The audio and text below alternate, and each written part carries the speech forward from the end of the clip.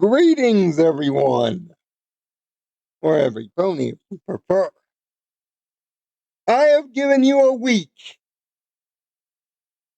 a solid week. I was not intending to give you that solid week, but friendship has conquered my need to be fast.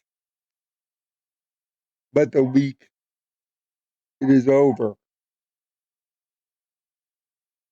Now, we talked spoilers. This video will contain full story spoilers for My Little Pony, A New Generation, as we talk about in a 2 video set. My overall thoughts on the movie in massive detail, but also the theme and some of the things that I've noticed over the course of watching the full 90-minute shebang. This first video, we'll talk about my self expression. Why the movie got a 5 out of 6 from me, and what I hope the series that will be soon coming to Netflix in spring will provide. Yes, I know, there's a ton of missing answers, and we'll get to those and possibly why in video 2. But for this video in particular, it's all about me, like Cusco. So, why a 5 out of 6? Why so high when there's so many plot lines missing? When it seems to some that it's a retread, that it makes all of Gen 4 seem kinda a waste. It's because of this. This movie is a backdoor pilot for the show to come. The answers are to come later, and I'm sure not only in a TV series, but in the form of many books and many things. There will be answers. You just have to wait for that. So, knowing that point, that is why I ignore the plot hole of where did Twilight and the others go? Why is the world pretty much racist again? That's why I ignore this in the idea of reviewing. It means nothing really. Not now. Seeing that this is a backdoor pilot, the pilot serves 2 purposes. One, introduce you to the principal cast, their many quirks and their relationship. And 2, reestablish grounding in terms of the time frame in which Equestria is in. It's not about the why at this point. It's about the what at this point. It's a reintroduction. It's a hello. If you don't know about Equestria, here's what it is now as compared to then.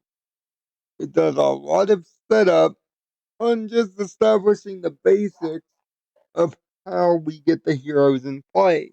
It's very similar to, well, ironically, the Friendship is Magic pilot, done very closely as of 9 days from now, 11 years ago.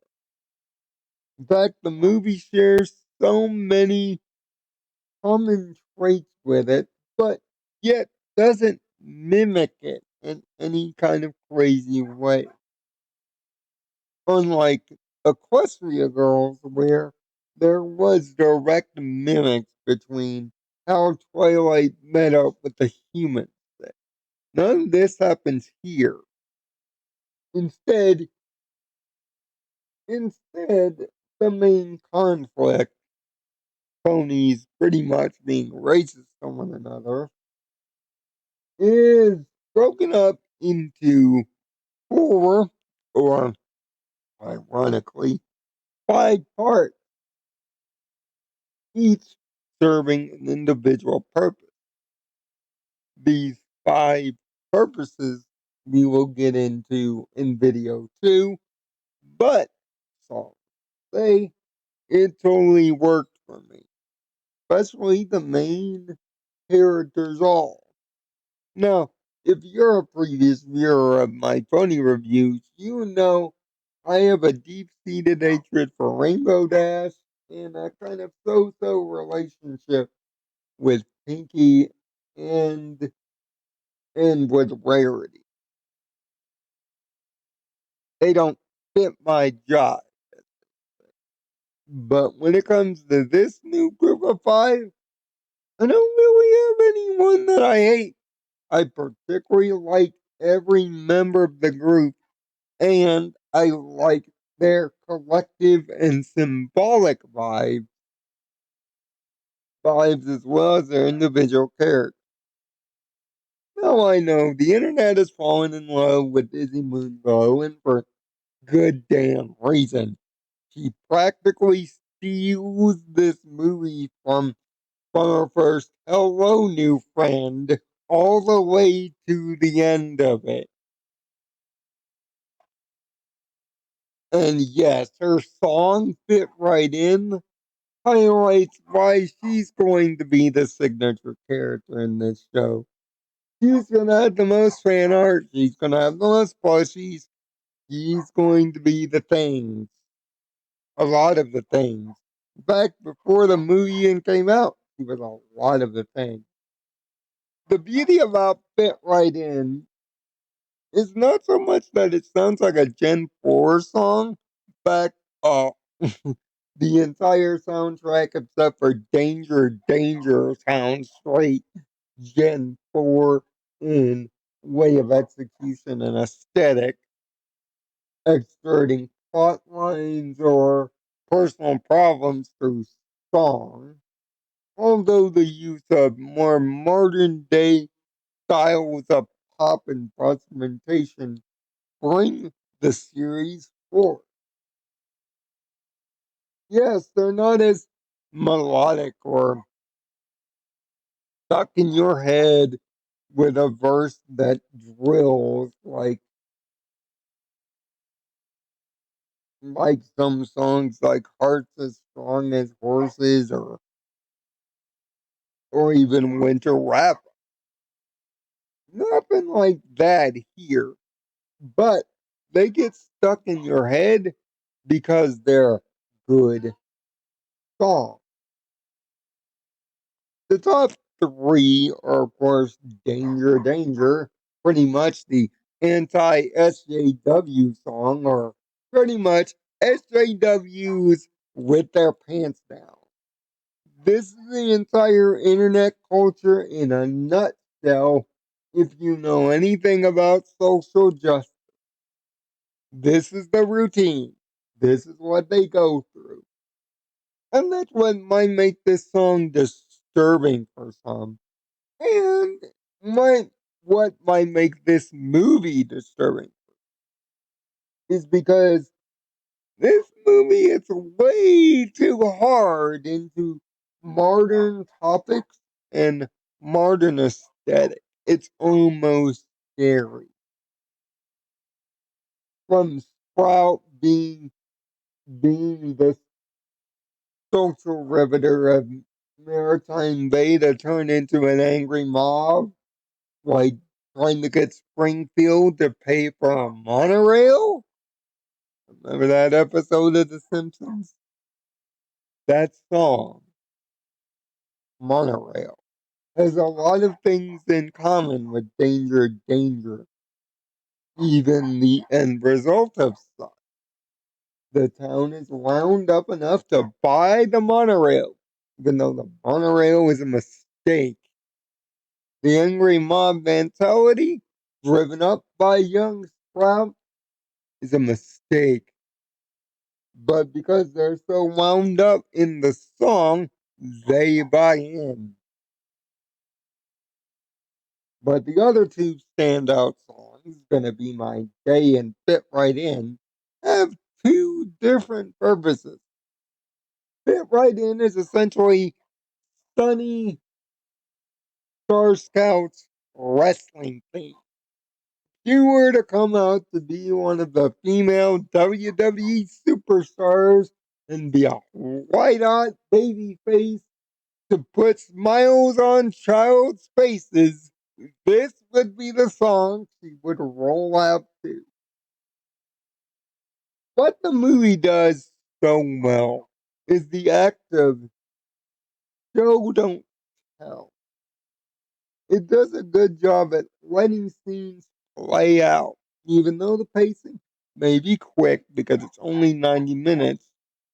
Each big important scene is allowed to breathe a little bit more than the quicker parts of the movie. Yes, the climax does come super fast, where you can tell it's running up against the runtime. But for any G4 viewer, this should be no surprise. A lot of episodes in G4 ran up against the time clock and had to quickly resolve. Seems like that quote unquote problem still relies in Generation 5. Plus, anybody looking for greater world building depth does not understand that this movie only has 93 minutes to run. So, it's pretty much to get us in the door and set up the greater quest to come through, through subtle context clues and background. It's a Easter egg a minute type movie, but those Easter eggs have purpose. They tell you that this Equestria is in fact the same one, but it is age. And age is not done kindly to the many things in G4 that we hold dear. The wonderful, the tree of harmony, everything. It does not age, it has not aged gracefully due to the racism that has happened here. But it's not just racism on a cultural level. No, that's not what it's about. My Little Pony, A New Generation, is about generational racism. Yes, I'm saying it. It's boomers versus millennials. And how, in generations of our own past, present, and future, hatred and misunderstandings of the past and denial of history has been something that human culture has done far too much on top of the racism. What Sunny represents is the bridge between old knowledge and new life. He has taken the old knowledge passed down by her father, Argyle, a true believer in Twilight Sparkle's old ways, and has moved it forward into the modern generation. And instead of looking at it as just history or something to be denied, instead, she has internalized the meaning. She has become the teacher. Although still young, spry, and prone to mistakes, and prone not to know when her activism to do the right thing should kick in. Her heart, her optimism, and her drive to believe in what her family, the family born of the previous generation, to continue not only Argyle's legacy, but Twilight through extension. But as generations grow older, generations tend to forget generations tend to go different. Generations tend to look at their history with disdain and vile. Look, of course, at the recent Black Lives Matter riot and the anti Confederate States of America statues being taken down. These riots and these changes to history in modern day America are akin to what the equestrian people are doing in this movie. Instead of learning from their history, they are denying that there's any history at all. They're denying that even Twilight's error even happened, and have chosen to take their own approach, beginning split apart thanks to paranoia, fear, fear, a denial of history, or even a lack of knowledge or even ignorance. There are many atone reasons why the ponies don't like each other here in the first act and midway through the second to the climax. It is because most of them don't believe the history that Sonny is trying to promote was even real in the first place. It's been erased for whatever reason, but until the series gives us an overarching villain or an overarching reason, the best thing that we can assume is through generational rot, through each generation, the younger and younger it got, denying the teachings of Twilight Sparkle and thinking of them more as children's stories, just like the way that Sunny was fed the history, more as fairy tales and hearsay and legends that you tell the kids. By the way, if this sounds familiar, it should, because that's the way the legend of the Wendigo and its dark magic of freezing friendship and harmony into an ice age was passed down to ponies in Gen 4 as legend and as fairy tales and hearsay.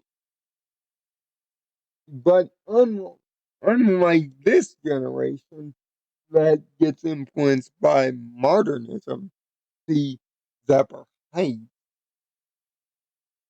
the ponies of Gen 4 and before internalized that that knowledge into truth.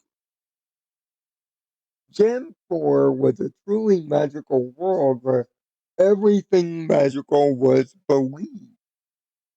All the legends were not legends, they were just truths undiscovered.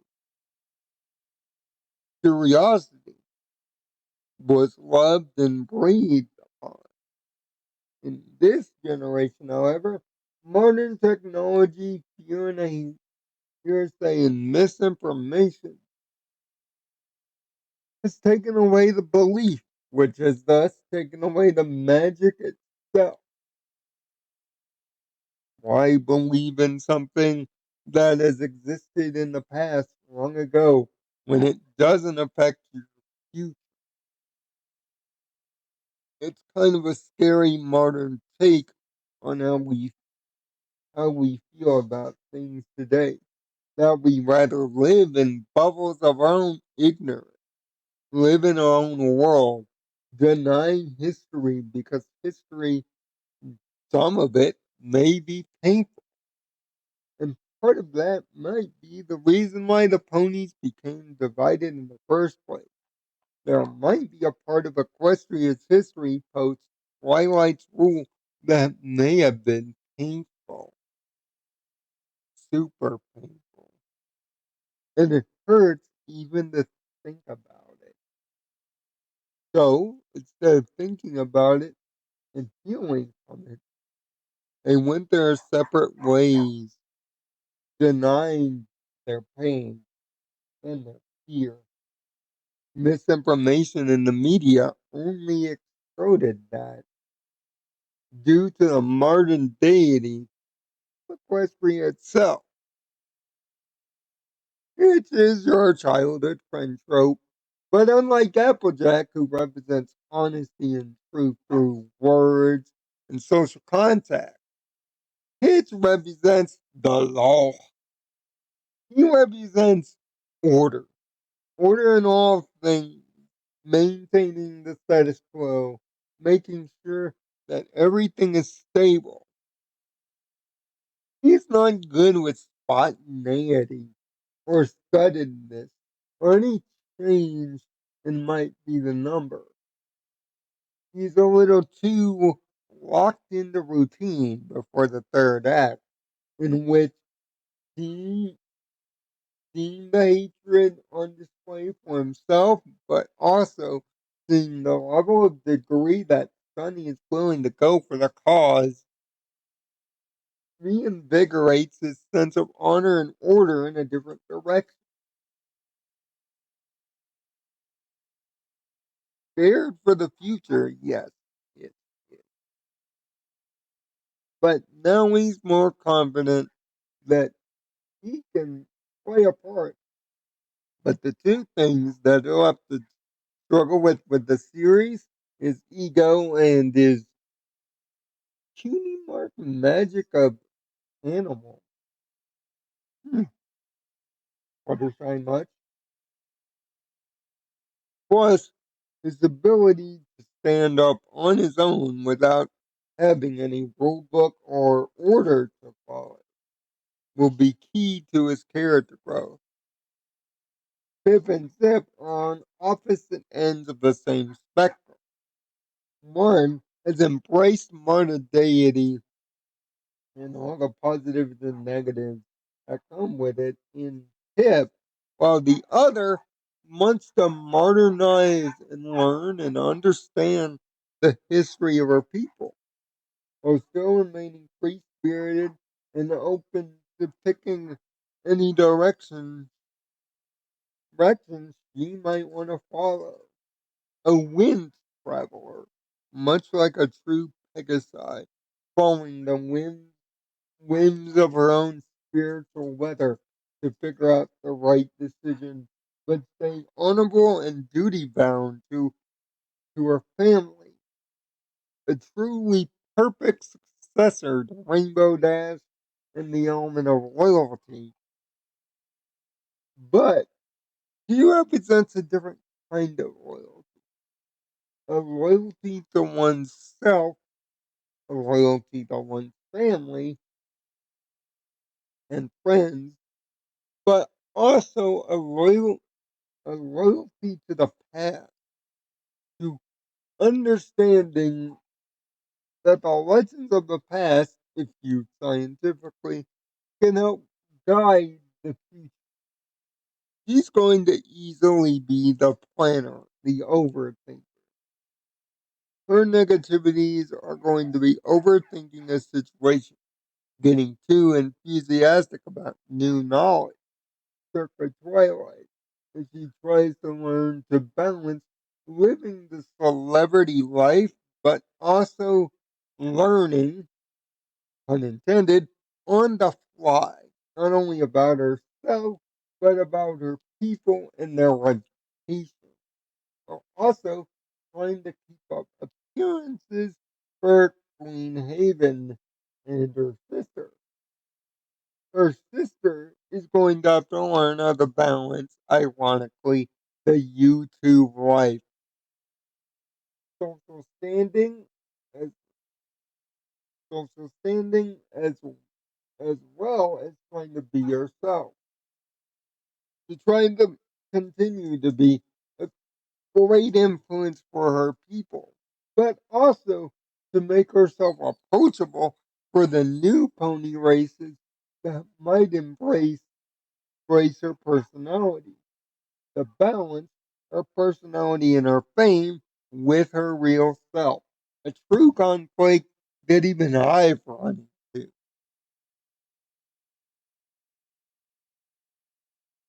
Izzy, however, is the force of creativity. Yeah. He represents the unpredictable, but yet the unblinded. Seeing, seeing that even in a culture of hate, he decided to love and tolerate instead. He didn't get all mopey like the other unicorns or superstitious. She believed, much like Sunny, that there are answers out there. He is inquisitive and wants to learn. He wants to experience and see the world, travel beyond, test her own skill, much like a true unicorn does. But her challenge coming up in the series later will be facing hardship and having her bubbly optimism tested, as well as her true powers as a unicorn coming free and understanding that knowledge.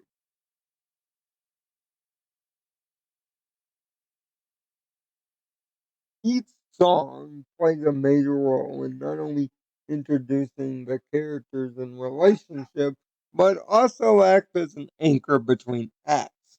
There are essentially five songs in this movie, but technically it's four. And funny thing, each song marks the end or slash beginning of each act. But each song has many morals within it.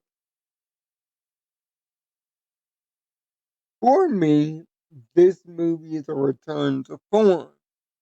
The return to kind of lower key but has greater expectations, slice of life story. Yes, the climax is mundane with Sprout and his Megazord, haha, and, and and the obvious lighthouse motif of Sunny showing the light to every pony, literally. In fact, the fact the fact that she's a leader in this generation is almost tipped off from almost the beginning. Lighthouses are about guidance and showing people proper guidance through tough seas to get the port, which it's funny that Maritime Bay is a port governed by a lighthouse.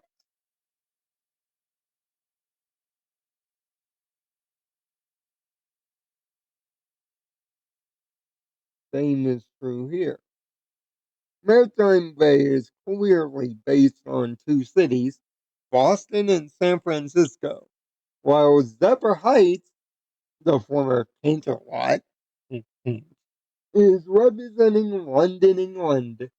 In fact, Hip and Zip could be confused for a certain royal family and their problems. Yep, I'm saying it right here. Zip is Harry, while is Hip is Megan. Yeah, they're sisters, yes, but their mother is Queen Haven, which, if you really think about it, she's the Elizabeth of this trio. Even though we don't know how long she's been ruling over Zephyrite, we know that the royal family has all eyes on them when they do something. Similar to the British royal in more ways than one, even the way they were exposed after the glowing up scene, not really being able to fly, echoes the recent year in the British royal family where they were exposed by Oprah to not truly be as friendly as they were, causing a social media uproar and even some TikTok cancel them. The mimicry in that scene almost hits a little too goddamn close. Now the unicorn race is funny. They're superstitious, but also depressed, seeing that the one thing that made them unique is gone. They have no individuality without magic. Remember, in G4, magic is what defined the unicorn people. Just remember ponies like Chancellor Naysay saying his feelings on unicorns being above the pony races for this. And now we see the result of multiple generations of unicorns without the one thing that gave them pride or gave them purpose. They lounge around, they do nothing, they sit there moping and depressed, and they're scared and fear mongered just as the other two races.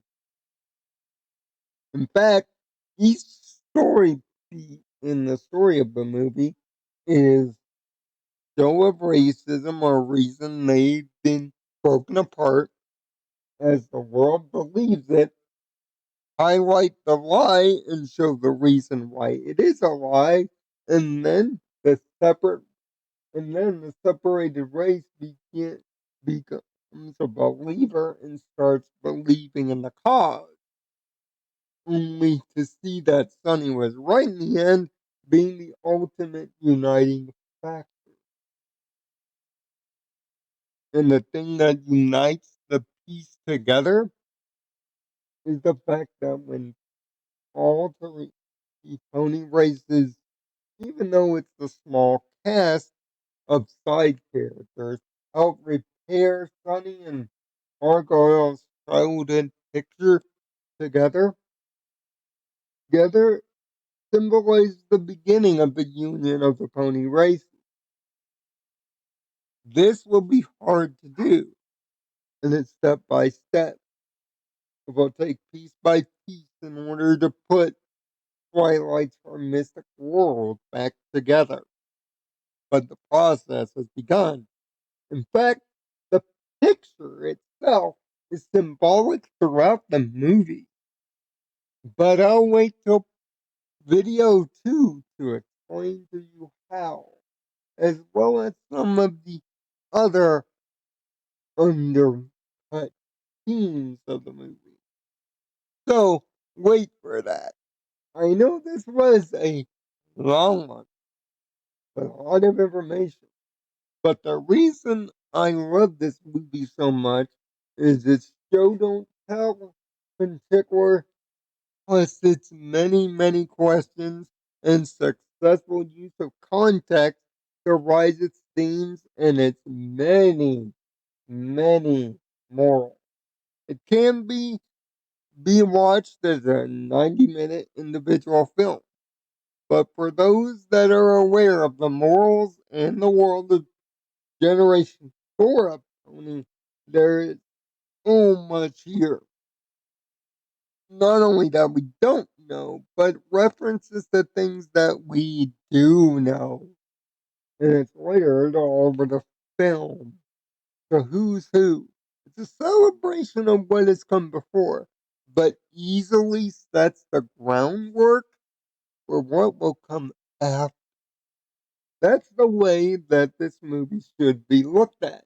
Not as its own individual piece, although it is, but as a groundwork for the things that have come before, come after. The difficult part is over. Now we can get to the answer.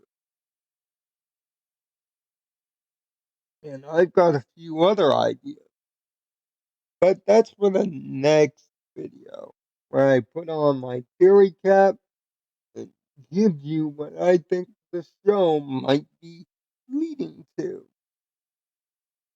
Let's call it a new gen think tank.